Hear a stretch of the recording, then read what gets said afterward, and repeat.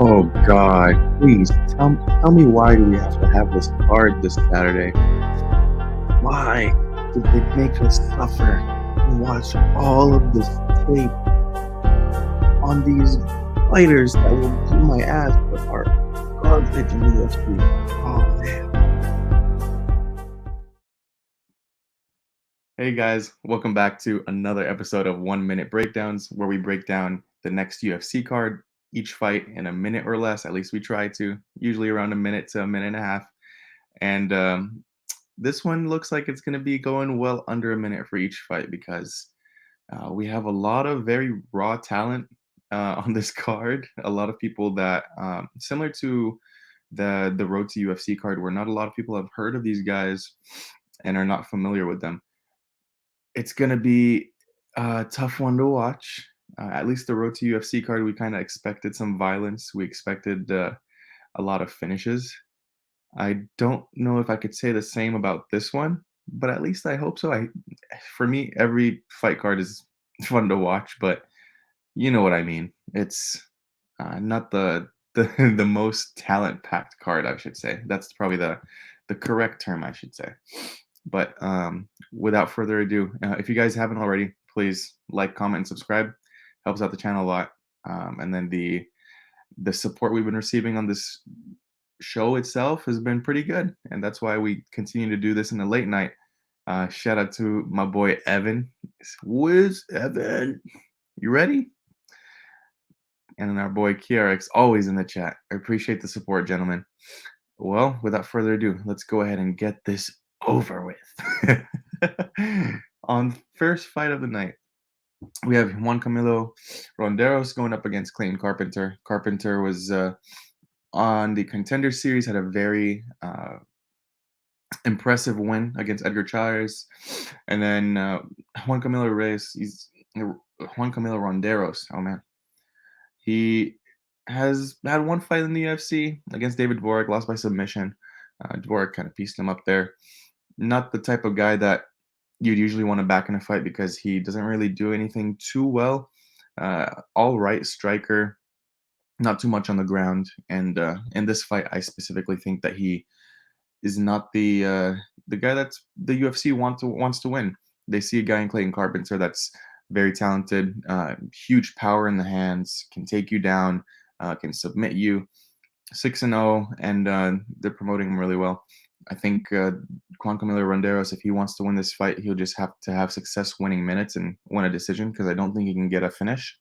But for me, the prediction here is going to be Clayton Carpenter getting the finish inside the distance. I probably will be betting that, and I'll probably be parlaying Carpenter myself because I think this is just a layup fight for him.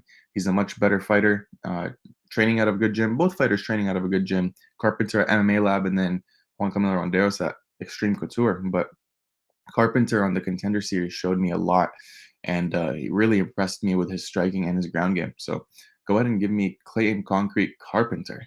Triple C. On to the next fight. We have, oh man, if you guys have watched tape for this one, we're going to understand where the passion is going to come from. We have AJ Fletcher going up against Themba Garimbo.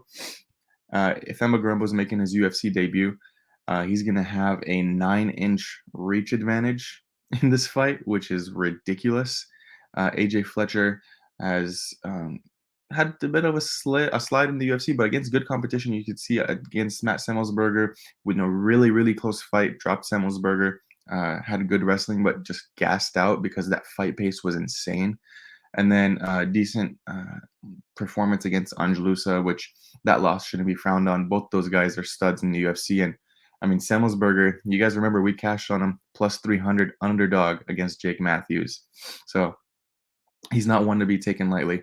And then you see this guy, Themba Garimbo. When you're looking at the tape, before the tape, I initially thought that I would be betting Garimbo because of the reach advantage. And I've heard that he was a decent striker. But then after I watched the tape today, oh my God, it's horrible. This guy's losing fights until he pulls out like a fluke submission, or I'm not going to say fluke submission, but like he pulls out a submission out of his ass, and for lack of better terms, and wins the fight. Like, he's losing minutes. He's not a minute winner.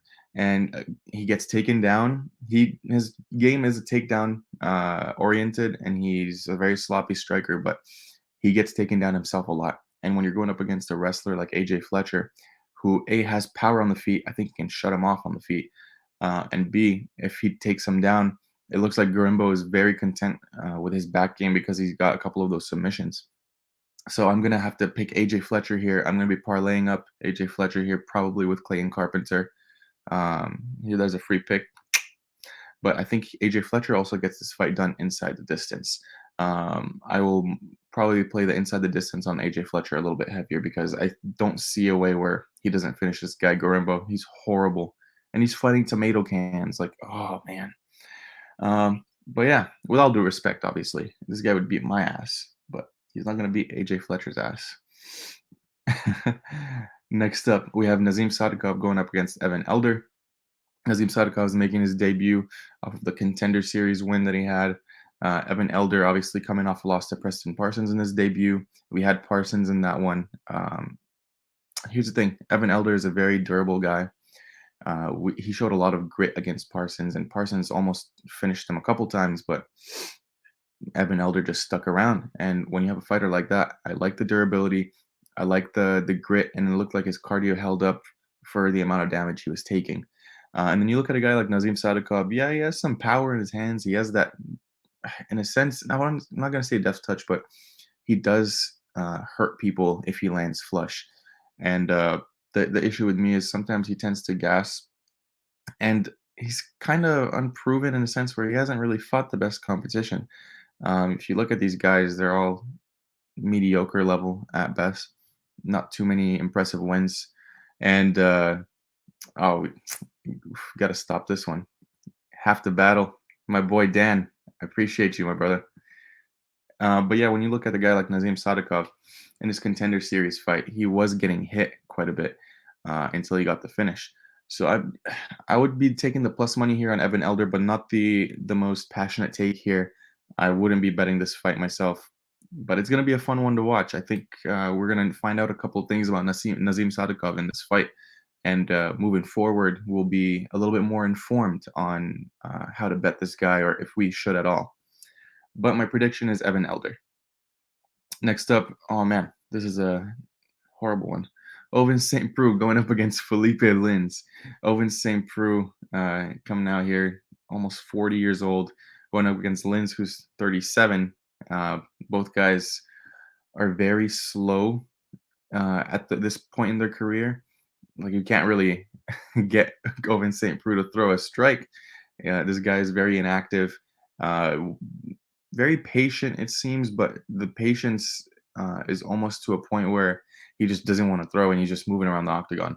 And you see Felipe Lins, yeah, he does have some power, but himself, he can get rocked. Against the fight with Prochnio, he just seemed to slow down completely, even though he dropped Prochnio twice, and just not really impressed with his finishing instincts.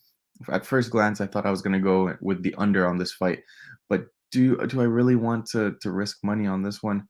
Do I want to hurt my heart and soul just by watching this and having a bet? Probably not. For me, I think the line is a little bit wide. I think this line should be more like a minus 150 for Lins. But to be honest, like I see why they have it lined at minus 220. Just not a big fan of either guy. I'm going to be betting this fight. I'm passing. Next up, we have Jamal Emmers going up against Hussein Ashkov. And this one I have a little bit more of a passionate take. Not sure if I'm going to be betting it, though. We have Jamal Emmers, who's been in the UFC for quite some time, has fought some really good guys like Pat Sabatini. He's fought Giga Chikadze and so on. And then you take a look at this guy, Hussein Ashkov. Yeah, 23-0.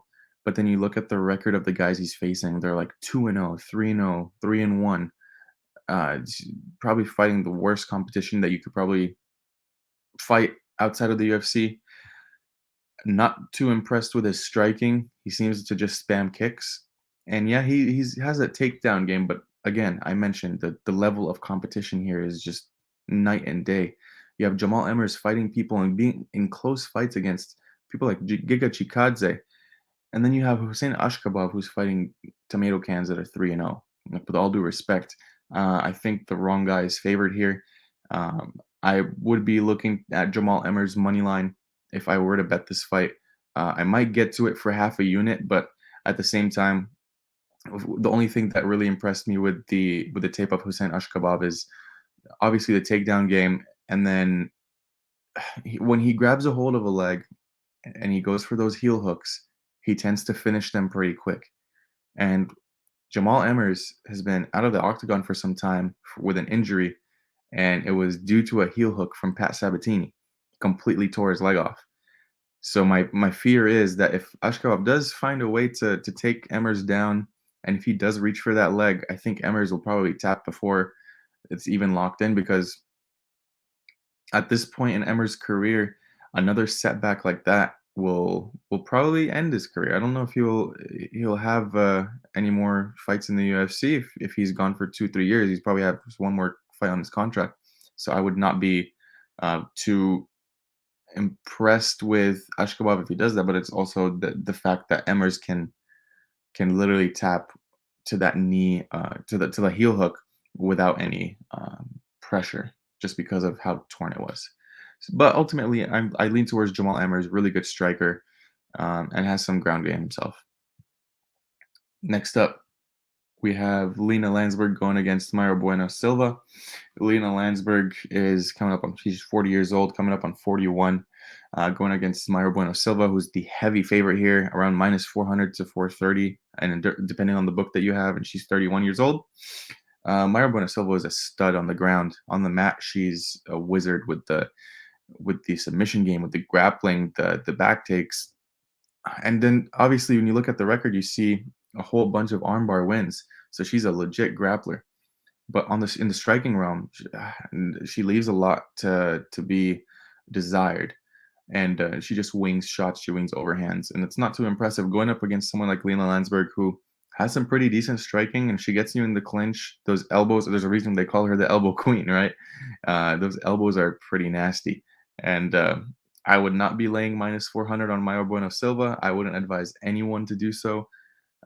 My prediction is still going to be Mayra Bueno Silva in this fight by submission, but I will not be laying anything close to minus 400 on her. I think it should be closer to around like a minus 200 to 250 range, if anything. But we move on, and we're slowly getting to some better fights here. We have Jim Miller going up against Alexander Hernandez. Alexander Hernandez in his last fight going up against Billy Q looked really good in that first round. He dropped Billy Q, and as Alexander Hernandez does, in Alexander Hernandez fashion, he tends to completely death gas in that second round. And what happened? Billy Q took advantage of that, and he absolutely pummeled him. He pummeled him to the floor. And then you look at Jim Miller, obviously getting up there in age, 39, but over his past couple of fights, he's impressed me with the striking. My issue with Jim Miller is when you run the tape, he doesn't really often win round one. So round one is where Alex Hernandez is actually at his best.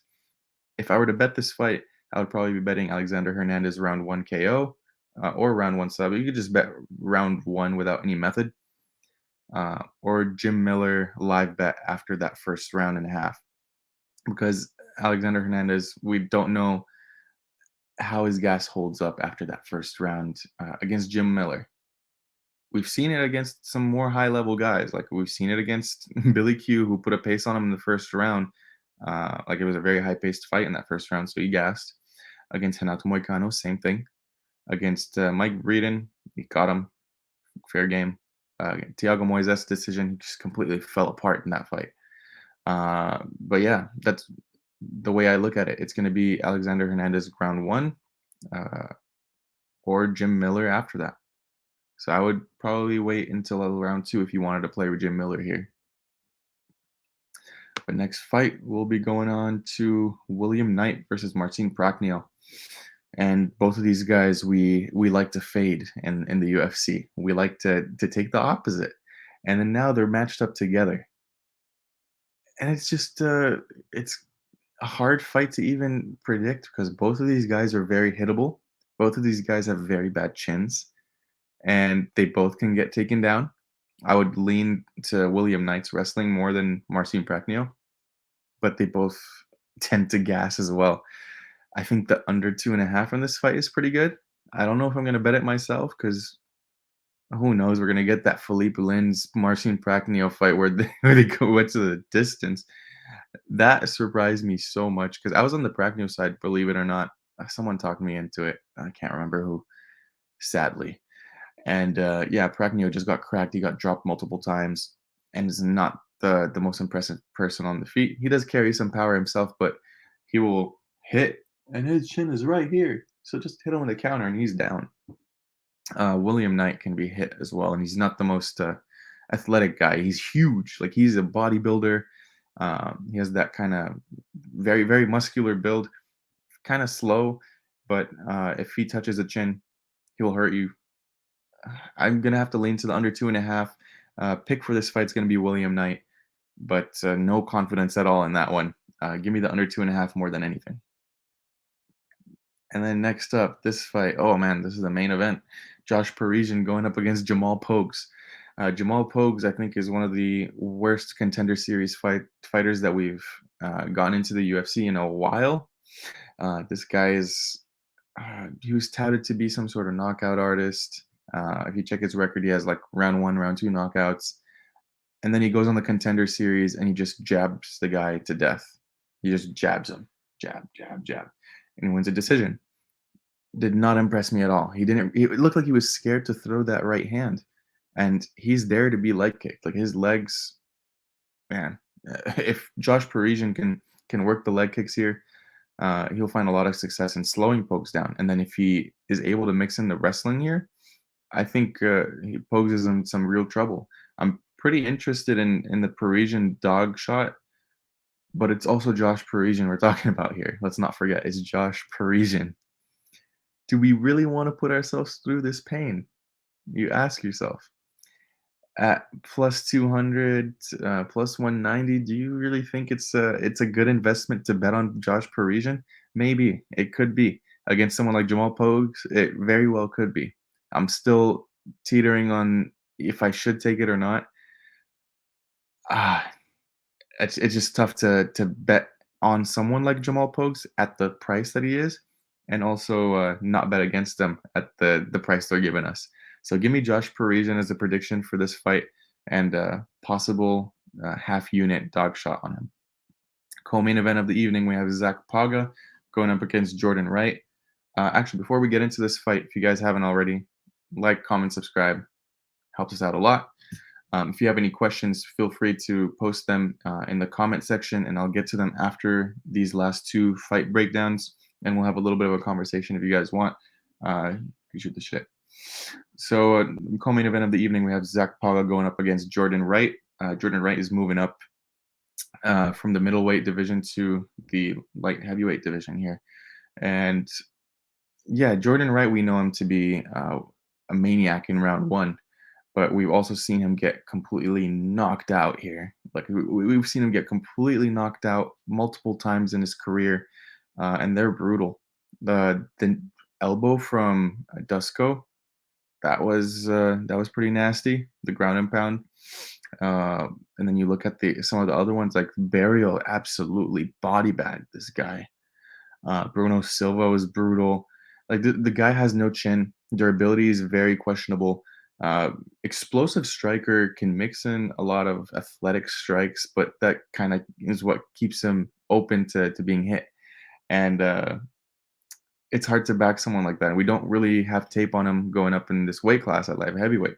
And then you look at Zach Paga, one of the more talented guys on last season's The Ultimate Fighter. He got knocked out by Muhammad Usman. I think that was more of Usman just finding that right shot to knock him out.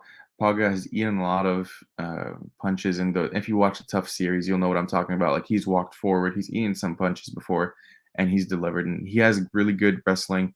I like his striking. He has some solid power. I think he's going to knock out Jordan Wright here. But then you're looking at the price. He's at minus 300 for a guy who's only at his second fight in the UFC, who just got knocked out in his last fight pretty brutally. Do I want to be laying minus 300? Probably not. My prediction is Zach Paga. I like the under 1.5 in this fight. I think Jordan Wright, this might be his last fight in the UFC as well. So I feel like both guys need a win. And I just think Zach Paga is a little bit more talented in the boxing. So give me Paga. He also has some pretty nasty leg kicks if you've seen the show. And this fight is obviously the best one on the card, my favorite. We have Jessica Andrade going up against Erin Blanchfield. Erin Blanchfield surging in the UFC, winning her last 5, really showing off the grappling, really showing off her submission game and her dominant wrestling. And then you see Jessica Andrade, who absolutely put on a clinic against Lauren Murphy in that last fight. Whoever that ref was who didn't stop the fight, I sincerely hate you. Um, that could have been stopped. Her corner should have tossed a towel. That was ridiculous. She ate a beating. Jessica Andrade is a fighter that when I think about her, she belongs in the top 5, top 3 category, like a championship material fighter. And then you look at Erin Blanchfield, 23 years old. I'm not gonna say she hasn't fought the best of competition, but also like she was losing minutes to JJ Aldrich on the feet. I think if Jessica Andrade can defend the wrestling in that first round, she absolutely puts on a clinic against Blanchfield because on the feet, she is there to be hit. She's not the best striker at all. And then when you look at Jessica Andrade, she carries power. She's one of those females in the UFC that has the power. She has the one-shot knockout power. And if you're getting hit clean by Jessica Andrade, you're going to sleep, I guarantee you. Unless your name is Lauren Murphy, I don't know how she toughed that out. My pick for this fight is Jessica Andrade. I think she's more seasoned. She's well prepared. I know this is short notice, but you got to be thinking that she's training in the gym to be able to take this fight because going up against Erin Blanchfield is also no joke. Got to give her her flowers. She's proved that she belongs in the top 10, and this is a big step up in competition for her. So I will be having a bet on Jessica Andrade. I've already made this bet. Similar to my Yair Rodriguez position. I think it's a night and day difference, and I think Andrade gets the KO win here. But that's the last fight on the card. Let's see the chat. Played the over 2.5 thanks to Wheezy. Was that on the that's the Lansberg fight, I'm pretty sure, because I think Wheezy was tweeting about that too. Yeah, I like the over 2.5 there. And then under 1.5 for the Beverly Hills Ninja. I mean, if it's a Beverly Hills Ninja fight, the under 1.5 will be played. I'm just gonna have to think about if I want to, if I really want to put myself through that. I do like the look though. Let's see. Do you think Andrade will try to take down Blanchfield? JJ Aldrich took Erin down twice. Here's the thing. Andrade could. I mean, you remember the slam that she got the knockout with against Rose? That's very in play here. I don't think she would want to do that though, because on the feet, that's the success. Like Aldrich, obviously, she isn't like a powerful puncher, and she can get hurt herself. But Andrade on the feet, it's night and day difference. I think she's just gonna tee off on her. It's gonna be a punching bag. Defensively, Erin Blanchfield is just proven to be inconsistent in the striking. On the ground, I don't think Andrade would want to take her down because she'll be prone to get reversed. Obviously, like Andrade does have a decent ground game. But if you're finding all that success on the feet, why would you want to go ahead and take someone down? To me, it doesn't. Who that plays into their game. I have to favor that she's gonna stay standing and keep this fight standing up as long as she could, because as long as it's there on the feet, I think she's bound to get a knockout at any point, any punch. I hope that clears up the question or answers your question. Let's see. If you guys have any more questions, please feel free to drop them in the comment section. I'm more than happy to answer them. The better wrestler here, I will have to say, is Erin Blanchfield. But I feel like when you look at the takedown defense of Andrade, it's slightly skewed because of Valentina. Valentina has some drowning top game, and she's very skilled in her own right. So I don't think the same goes for Erin Blanchfield. I think she's pretty skilled, but is she Valentina level? It's yet to be seen. We don't know. All right. Well, if there's no more questions, then I'm gonna go ahead and end the stream here. Again, thank you guys for interacting in the chat. I really appreciate it, and I'm glad you enjoyed the podcast. I hope you enjoyed the podcast, and obviously we do this every single week. So we'll be back next Sunday night or possibly Monday night. But until then, we'll see you guys later. Oh wait, my boy Dan, is Ronderos sober for this one? I don't know. If you guys don't know what Dan's referring to here. So Ronderos is he was caught taking cocaine. He is Colombian, ironically. He was caught with cocaine in his system. He was suspended. He'd been out of the octagon for a little bit. He might have to put some in his gums for this one because he's gonna get hit constantly. I love it. I love it. All right, guys. Until next time. Peace.